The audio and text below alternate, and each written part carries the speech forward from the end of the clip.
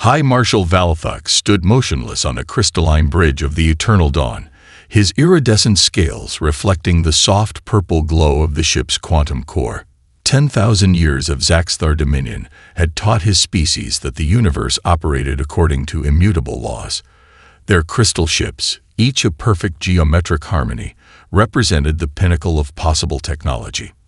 Their neural compliance fields had pacified hundreds of species. Their quantum entanglement drives had mapped every corner of the galaxy. Until today. Impossible, he whispered, multiple eyelids blinking in rapid succession as he studied the holographic display.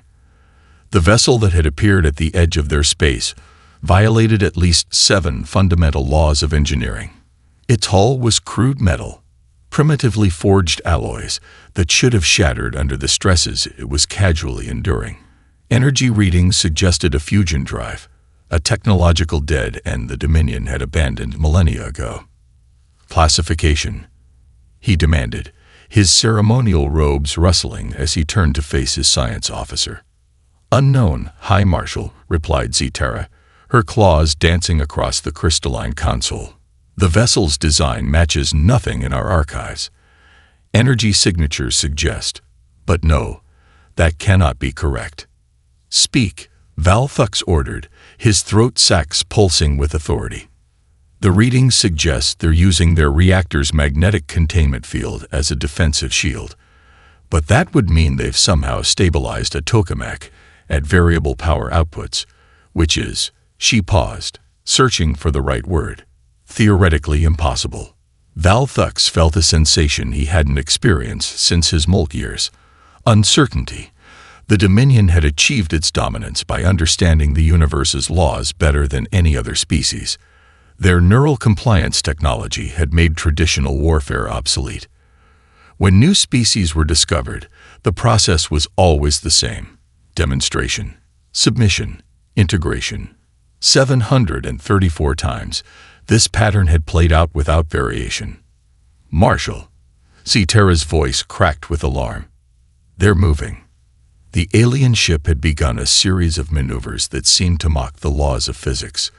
It pulled turns that should have liquidated any crew, its hull somehow maintaining integrity under forces that would shatter even crystalline architecture. More disturbing still, it was moving with purpose, following a pattern that suggested not just technological capability, but tactical awareness. Deploy the compliance field, Valthux ordered, falling back on 10 millennia of proven protocol. The Eternal Dawn's crystals hummed as they generated the neural pattern that had subdued countless species. Nothing happened. The alien ship continued its impossible dance through space, completely unaffected by the field that should have rendered its crew instantly docile. For the first time in recorded history, a Zaxthar compliance field had failed. We are being hailed, Zterra announced, her scales shifting to a pale green of distress. The signal is crude, electromagnetic waves, modulated with. Open the channel, Valthux commanded, drawing himself up to his full ceremonial height. Whatever primitives had lucked their way into breaking natural law would soon learn their place in the order of things. The holographic display shifted, and Valthux found himself facing a creature he'd never seen before. It stood upright, covered not in scales, but in some kind of artificial skin, its face dominated by forward-facing eyes that seemed to glitter with something the High Marshal couldn't quite identify. Was it amusement? This is Captain Jack Marshall of the United Nations, Starship Thermopylae. The creature announced in a tone that managed to be simultaneously respectful and irreverent. Hope you don't mind us dropping by unannounced. Nice light show, by the way. The neural compliance field, tickled a bit. Valthux felt his primary heart skip a beat. They hadn't just resisted the compliance field. They had recognized it, analyzed it. And this creature, this human, was making jokes about it. For the first time in 10,000 years, the Zaxthar Dominion faced something truly unknown. The galaxy was about to change. Captain Jack Marshall leaned back in his command chair, boots resting casually on the tactical console as he took another bite of his peanut butter and jelly sandwich. The bridge crew of the Thermopylae maintained their professionalism, but he caught the ghost of smiles playing across their faces. The Zaxthar diplomats, with their crystalline environmental suits and wavering mantles of iridescent scales, looked like they were about to have collective aneurysms. "Let me get this straight," Jack said, brushing a few crumbs from his uniform. "You want us to voluntarily submit to your neural compliance field, accept a position as the 735th species in your hierarchy, and give up our dangerous and unstable technology in exchange for your superior crystal ships. This is the way of things." The lead diplomat, Submarshal Ixilvax, declared with the confidence of someone who had never heard the word no in their entire career. "Your species shows remarkable potential, despite your crude methods, under our guidance."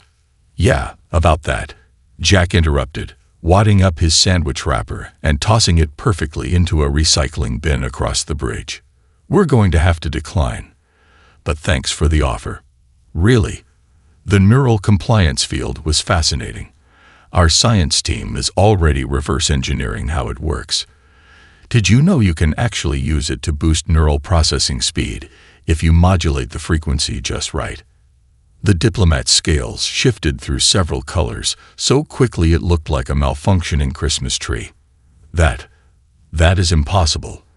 The field is designed to create submission, not enhancement. You cannot simply. "Oh, we can't." Lieutenant Sarah Rodriguez called from her engineering station, her fingers dancing across holographic controls that made the Zaxthar's crystalline interfaces look like children's toys. "Tell that to our neural processors. They're running at 143% efficiency right now, thanks to your little light show." The Zaxthar delegation huddled together, chittering in their native language as they processed this impossibility. Jack used the moment to shoot a warning glance at his crew. Time to dial back the smugness a notch. They weren't here to start a war, just to make it clear that humanity wouldn't be pushed around. "Perhaps," Ixilvax began carefully, "we could discuss technological exchange. Your fusion containment methods are unorthodox, but clearly effective. The Dominion would be willing to share your technology in exchange for ours." Jack finished. "Here's the thing about humans, Submarshal. We don't do well with hierarchies, or being told what's impossible. That fusion drive you're so interested in. 3 different engineers told us it would never work. The neural resistance, developed because someone decided to see what would happen if we exposed enhanced neurons to quantum fields. We built our civilization on proving people wrong." The diplomatic party grew very still. "You experiment without knowing the outcomes. We call it innovation," Jack said, finally sitting up properly in his chair. "And from what we've seen of your Dominion so far, it's something you've forgotten how to do. Your ships are perfect, your technology is flawless, and you haven't had a new idea in 10,000 years. Perfection requires no improvement," Ixilvax declared, but there was a note of uncertainty in their harmonics. "Perfection," Jack countered, "is stagnation. And the universe is too big, too weird, and too wonderful for stagnation." He stood, straightening his uniform. "So here's our counteroffer. We're going to keep exploring, keep innovating, and keep doing impossible things. You're welcome to join us in figuring out just how wrong we both are about what's possible. Or you can stick to your perfect, unchanging crystal ships and watch as the galaxy passes you by." The Zaxthar diplomats departed in a state of barely controlled panic, their certainties shaken to the core. As their shuttle docked with their crystalline flagship, Jack turned to his crew. "Well," he said with a grin, "that could have gone worse." "How long until they try to force the issue?" Commander Chen asked from Tactical. "Oh, about 6 hours," Jack replied, already heading for his ready room. "Just enough time for us to finish analyzing their neural tech and prepare a few more impossible surprises. After all, we wouldn't want to disappoint them." The galaxy was about to learn that humanity's greatest weapon wasn't their technology. It was their refusal to accept limitations. Chief Scientist Kellamora's scales rippled with anxiety as she reviewed the sensor data for the 13th time. The crystalline displays surrounding her workstation in a grand analysis chamber pulsed with information that threatened to shatter 10 millennia of established science. Behind her, the Council's Inquisitor watched, his ceremonial armor clicking with barely contained impatience. "Explain again," he commanded, "how these primitives are powering their shields." "That's just it, Inquisitor Valzim," Kellamora said, calling up a holographic representation of the human vessel. "They're not using shields, at least not as we understand them. They've somehow modified their fusion reactor's magnetic containment field to serve a dual purpose. It's elegant, really. The same field containing their plasma. Elegant." Valzim interrupted, his scales flushing dark with disapproval. "You dare praise their crude methods?" "I praise results," Kellamora replied, her scientific curiosity momentarily overwhelming her cultural conditioning. "Look at these readings. When our compliance field hit their hull, instead of protecting against it, they absorbed the energy, redirected it. They're using our own weapons to power their systems." The hologram shifted, showing energy flows that made the Inquisitor's secondary heart stutter. The humans weren't just surviving their supposedly superior technology. They were adapting to it in real time. "This must not be shared," Valzim declared. "The implications would cause panic throughout the Dominion. 10,000 years of certainty is exactly the problem." Kellamora burst out, immediately regretting her outburst, but unable to stop herself. "Don't you see? While we've been perfecting the same technologies, convinced we'd reached the pinnacle of possibility, they've been experimenting, taking risks. Their neural structure shows signs of deliberate modification. They've been altering their own genetics." Valzim's ceremonial armor creaked as he stepped back in horror. "Heresy. The form is perfect. Modification is exactly how they achieved immunity to our compliance field." Kellamora interrupted, bringing up new data. "Their neural pathways don't just resist our field. They're designed to learn from it. Every attempt we make to subdue them only teaches them more about how our technology works." She queued up another simulation, this one showing the human ship's reactor core. "And look at this. Their fusion containment system shouldn't work. It violates 3 fundamental laws of plasma physics. But they didn't know that, so they tried anyway. And somehow, enough." Valzim's tail lashed in agitation. "You will cease this analysis immediately. These humans are a threat to the natural order. They must be." He never finished the sentence. Kellamora's latest experiment, hidden in the corner of her lab, shows that moment to achieve breakthrough. The small fusion reactor, built using principles gleaned from the human vessel's scans, hummed to life. It was crude, unstable, and absolutely impossible, according to 10 millennia of Zaxthar science. It also produced 5 times the power of a standard crystal core at 1/10 the size. "What have you done?" Valzim whispered, staring at the pulsing device. "I tested their methods," Kellamora replied, her scales shifting to a defiant purple. "Because that's what scientists are supposed to do. We observe, we question, we experiment. When did we stop doing that? When did we decide we knew everything there was to know?" The device's hum grew stronger, its energy readings climbing beyond anything their sensors were designed to measure. Valzim reached for his ceremonial weapon, but Kellamora was already downloading her findings to the Dominion's scientific network. "You don't understand," she said, watching the data stream out to every research facility in the galaxy. "It's too late to suppress this. The humans haven't just shown us new technology. They've reminded us how to be curious, how to question, how to wonder what if." As if to punctuate her point, the experimental reactor surged, its containment field shifting into configurations that Zaxthar science had deemed impossible. Valzim could only watch as 10,000 years of doctrine crumbled before the power of a single, simple question.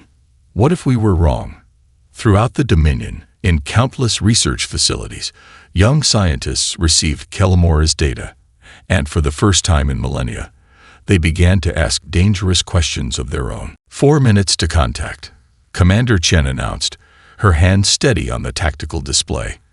Dominion battle group approaching in standard crystal lattice formation, counting 12 capital ships.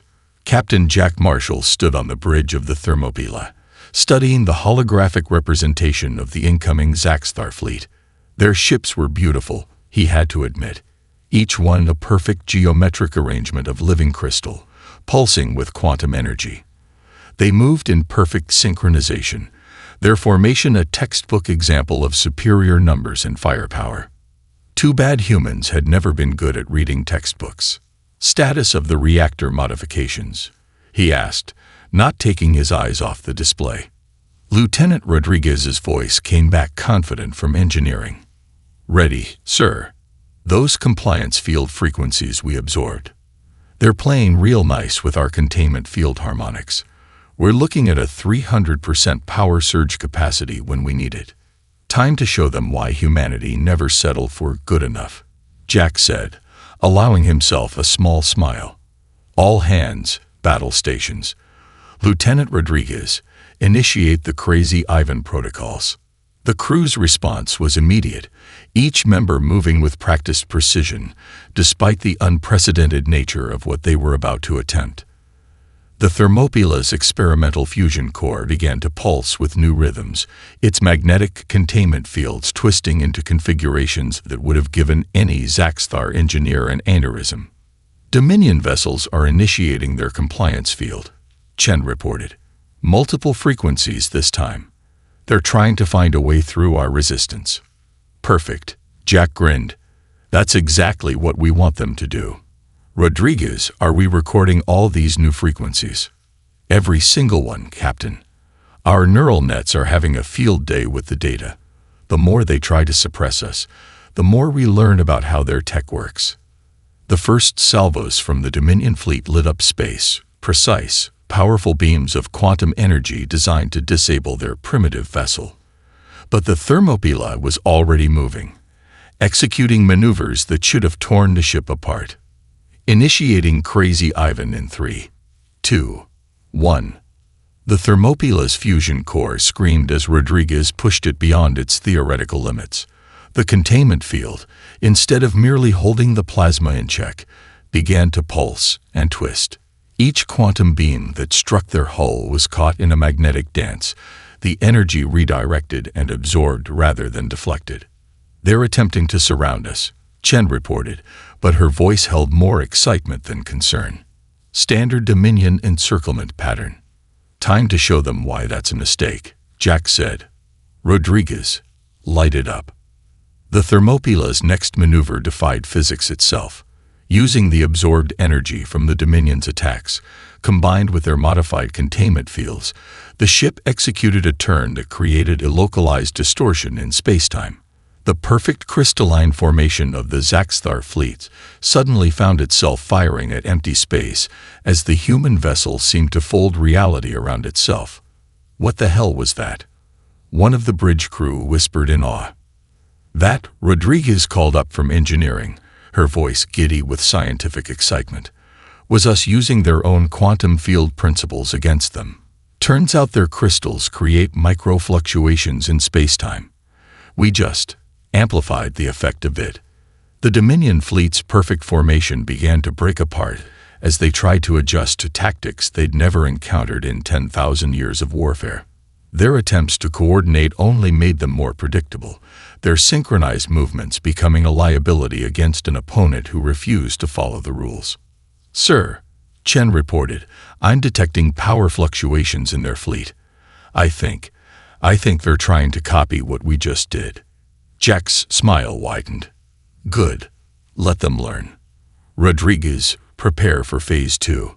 Let's show them what happens when you combine their quantum fields with good old-fashioned human ingenuity. As the Thermopylae began its next impossible maneuver, the Dominion commanders watched in growing horror as their perfect battlefield doctrine crumbled before human adaptability. They had spent 10,000 years perfecting their existing technology. Humanity had spent its entire history asking one simple question. What comes next? The battle that followed would be remembered not for its destruction, but for the moment when the galaxy's most powerful civilization realized that perfection wasn't the end of evolution. It was the enemy of progress itself. Ventrix moved silently through the ancient archives. Her scales shifted to match the crystalline walls around her. 10 generations of her family had served as archive keepers, but none had ever dared to access the forbidden sectors. The security protocols she bypassed would mean instant execution if discovered, but after witnessing the human ship's impossible maneuvers, she had to know. The truth had to be worth dying for. Her claws clicked softly against crystalline data nodes as she descended deeper into the archive. Here, the perfect geometric patterns of modern Zaxthar architecture gave way to older, more organic forms. The deeper she went, the more the designs seemed to flow, to adapt, to evolve. Just like the human ship had done. Section 17X, she whispered, approaching a darkened data crystal that hadn't been accessed in millennia. The Crucible Zone reports. The crystal hummed to life at her touch, and ancient holograms filled the chamber. Star maps, biological data, and mission reports from an age before the Dominion had achieved perfection, before they had stopped growing. By the first crystal, she breathed, her scales paling as she read. We were wrong. We were wrong about everything. The data told a story that the Dominion had buried beneath 10,000 years of carefully constructed order. The region of space that humans called home, the area around Sol, had once been designated as the Crucible Zone. Not because it was dangerous, but because it was too dynamic, too creative, too alive. Life forms in the designated zone exhibit unprecedented rates of adaptation. She read aloud from an ancient report. Genetic structures show signs of continuous modification in response to environmental pressures. Technological development proceeds along paths that our models cannot predict. Recommendation: quarantine the sector until proper control methods can be developed. But they never had developed those controls. Instead, the early Dominion had chosen to wall off the Crucible Zone, to turn away from the chaos of endless possibility and embrace the comfort of perfect, unchanging order. They had declared their crystal ships the pinnacle of technology, not because they were the best possible solution, but because they were the safest, the most predictable, the most controllable. Ventrix's claws flew across the ancient interface as she dug deeper. The humans hadn't defeated Dominion technology. They had surpassed it, moved beyond it, while the Zaxthar had remained frozen in time. The neural compliance field that had failed against human minds. It was based on principles that humans had discovered and discarded as too limiting centuries ago. They never stopped, she whispered, understanding flooding through her. While we perfected our crystals, they kept asking questions. While we maintained order, they embraced chaos. While we sought control, they sought growth. A voice finished from behind her. Ventrix spun, her scales flickering in terror as she faced Captain Jack Marshall. The human stood casually in the archive entrance, looking completely at ease despite being deep in the heart of Dominion territory. How, she began. Did I get here? He grinned. Your security systems are impressive, but they're designed to stop anyone trying to break your rules. We just found different rules. Like you did. You know about the Crucible Zone. We figured something like this had happened, Jack said, walking over to examine the ancient holograms. No species achieves this level of technological development, and then just stops. Unless they choose to stop, unless they become so afraid of change that they mistake stagnation for perfection. Ventrix's scientific training warred with 10,000 years of cultural conditioning. Our way brought peace to the galaxy. It brought stillness, Jack corrected gently. Peace isn't the absence of change, it's the ability to adapt to it. That's what your ancestors discovered in the Crucible Zone. That's what scared them so badly they locked themselves into this crystalline cage of perfection. He turned to face her, his eyes reflecting the ancient data streams. The question is, are you ready to learn how to grow again? In that moment, standing among the echoes of her civilization's forgotten youth, Ventrix made a choice that would reshape the galaxy. She reached out and took the human's offered hand. It was time for the Dominion to remember how to evolve. The Dominion's High Council chamber erupted in chaos as the UNSS Prometheus materialized inside their defensive perimeter, its hull wreathed in plasma that should have destroyed any vessel. Behind it, the UNSS Daedalus phased through a quantum barrier that had stood unbreached for 7,000 years, its modified drive leaving ripples in spacetime that the Zaxthar's sensors couldn't even process. "This is madness," High Marshal Valthux declared, watching the tactical display with all four eyes wide. Two more human vessels, each violating different laws of physics. How can they all be using different technologies? "Because we talk to each other." Captain Jack Marshall's voice came through the command channel, filled with that infuriating human amusement. "Crazy concept, I know. Sharing ideas, combining technologies, trying new things just to see what happens." On the main screen, the Prometheus demonstrated its signature capability. As the Dominion's defensive fleet opened fire, the human ship's hull began to glow. Rather than deflecting or absorbing the energy weapons, it channeled them through its superstructure, using the heat itself as a weapon. "Impossible," one of the council members whispered. "They're using our attacks to superheat their hull without compromising structural integrity." The thermal stress alone should, could, would, interrupted Captain Sarah Chen of the Prometheus. "You know what we did. We asked our engineers why not. Instead of telling them it was impossible, we gave them the math and said, fix it. Turns out, if you combine your crystal lattice principles with metamaterial engineering and a dash of good old-fashioned human stubbornness." As if to demonstrate, the Prometheus executed a maneuver that left fire trails in vacuum, its superheated hull creating a localized plasma field that scattered the Dominion's targeting systems. Meanwhile, the Daedalus was demonstrating why its namesake would have been proud. The ship seemed to flicker in and out of normal space, its experimental quantum drive allowing it to partially exist in multiple states simultaneously. Fun fact about quantum mechanics, Captain Rodriguez of the Daedalus chimed in. "The universe doesn't care what you think is impossible.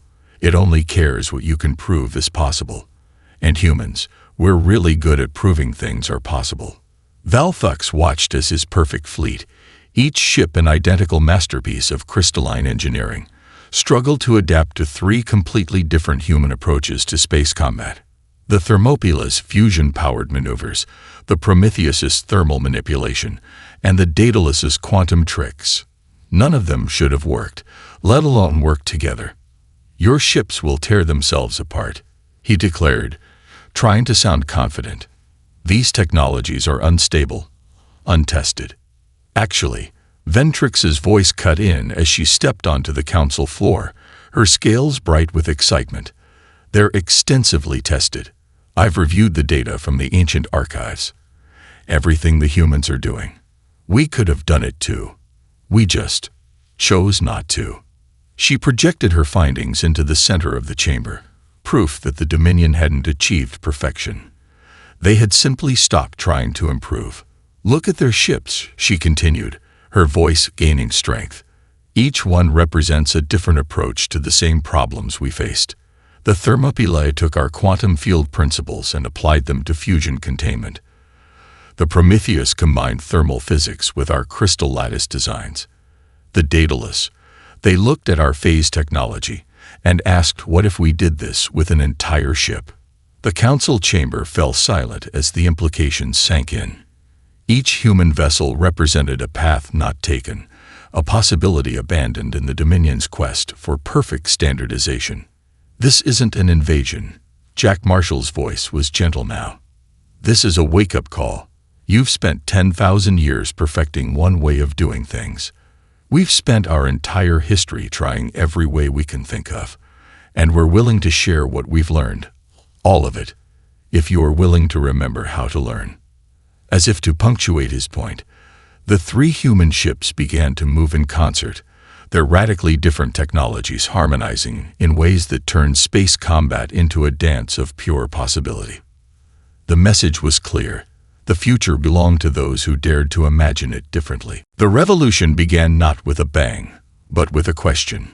In a research facility on the Centaurian homeworld, a young engineer named Caxley stared at the hybrid drive she constructed from salvaged human fusion components and Zaxthar crystals. Her mentors had declared the combination impossible. The chaotic plasma reactions would destabilize the crystal matrices. The drive hummed to life, its energy readings off the charts. "How?" demanded the facility's overseer, his scales shifting between disbelief and outrage. "You violated 67 regulations on experimental protocols." Caxley's answer would be repeated across 1,000 worlds. I asked myself, what would humans do? Across the galaxy, the impossible became contagious. On Proxima II, a quantum physicist named Zextor watched recordings of human children playing a game called Quantum Tag, where they pretended to exist in multiple places at once. In their imaginative play, he recognized the solution to a computational problem that had stumped Dominion scientists for millennia. The Zaxthar High Council was losing control, and they knew it. Species that had been perfectly ordered for 10,000 years were beginning to experiment. "It's spreading faster than we can contain it," High Marshal Valthux reported, his scales a troubled gray. "The Arcturians have modified their neural networks based on human designs.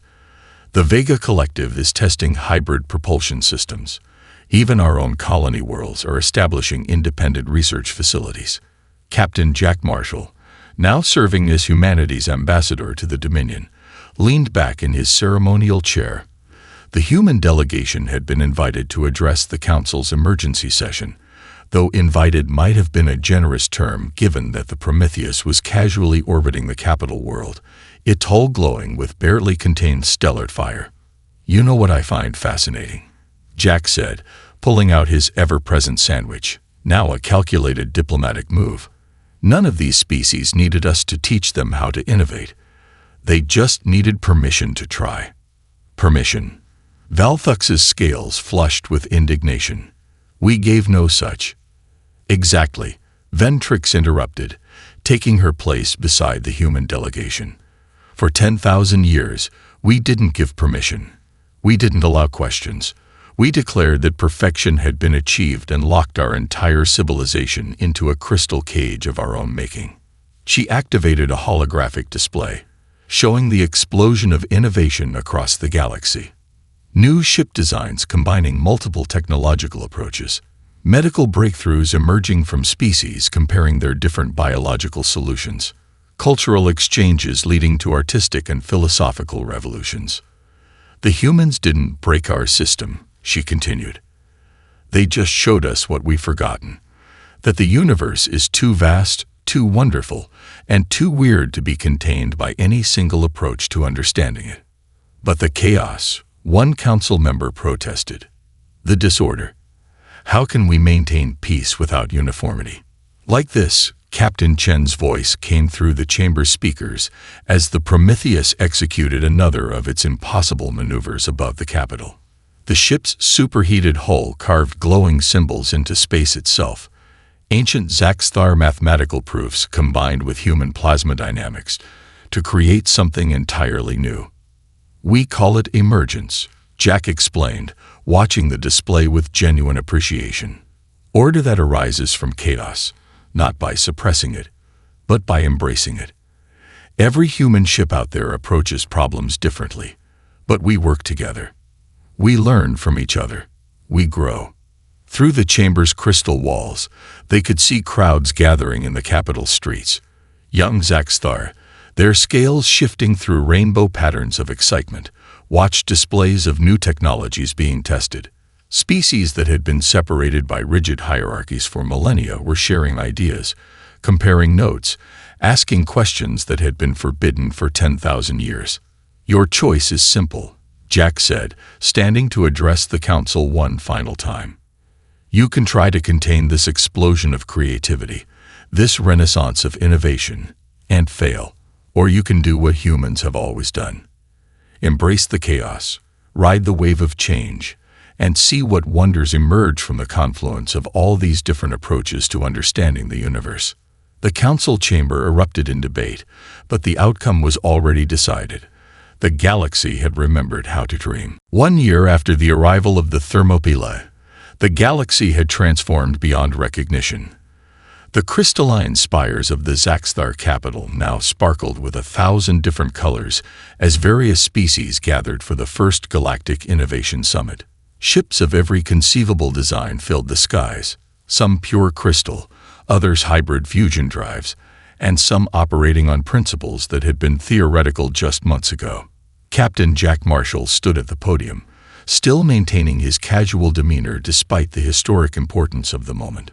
Beside him, High Marshal Valthux's scales shimmered with what had once been impossible.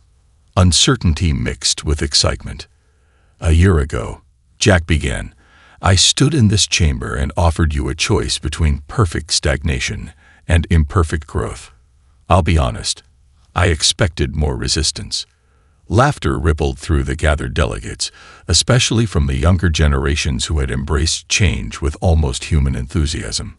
In the front row, Caxley sat next to Lieutenant Rodriguez, the two engineers excitedly comparing notes on their latest joint project, a drive system that somehow combined quantum crystalline matrices with plasma containment fields in ways that both species were still trying to understand. "But what we found," Jack continued, "wasn't just a galaxy ready for change. We found brilliance that had been waiting 10,000 years to shine. Every species here had been sitting on revolutionary ideas, holding back innovations, afraid to disturb the perfect order of things." He gestured to the massive display behind him, showing the explosion of technological and cultural advancement across known space. The Arcturians had combined their natural telepathic abilities with human neural enhancement techniques, creating communication systems that transcended normal spacetime. The Vega Collective had taken human fusion principles and applied them to their bioorganic technology, producing ships that were literally alive and evolving. In 1 year, Valthux took over, his voice carrying the weight of revelation. "We've achieved more advancement than in the previous 10,000. Our perfect crystal ships. They're now one option among many, each with its own strengths, each contributing to our understanding of the universe." Ventrix stepped forward, her scales now permanently shifted to the iridescent pattern that marked her as part of the new Scientific Revolution Council. "But the greatest discovery wasn't technological," she announced. "It was remembering that the universe isn't a puzzle to be solved, but a mystery to be explored. Every answer leads to new questions, and every solution opens new possibilities." The chamber's crystal walls hummed with energy as the Prometheus executed a ceremonial flyby, its impossibly superheated hull now adorned with symbols from a dozen species. The Daedalus phased in and out of reality beside it, demonstrating the latest innovations in quantum space manipulation.